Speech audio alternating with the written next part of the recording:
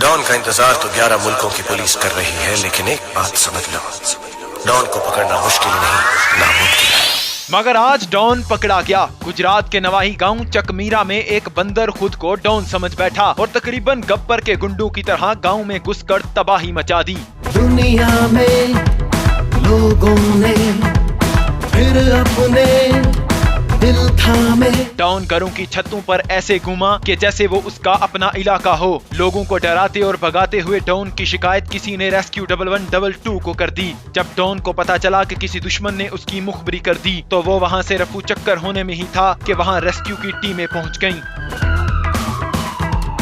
Rescue को देख don घबरा गया और एक घर में छुप गया, जहां से उसे 2 घंटे के खतरनाक ऑपरेशन के बाद गिरफ्तार कर लिया गया। डॉन को फिल वक्त नामालूम मुकाम पर मुंतकिल कर दिया गया, जबकि उसके दूसरे साथियों की तलाश जारी है। रेस्क्यू 1112 के कामयाब ऑपरेशन की बदौलत डॉन किसी को नुकसान न पहुंचा सका। लोगों ने खतरनाक डॉन की गिरफ्तारी पर रेस्क्यू जिंदाबाद के नारे लगा दिए। फैजान इरशाद, न्यूज़ अलर्ट, गुजरात। डॉन अपने दोस्तों का हाल पूछे ना पूछे, अपने दुश्मनों की खबर हमेशा रखता है। तुम यही चाहते हो ना?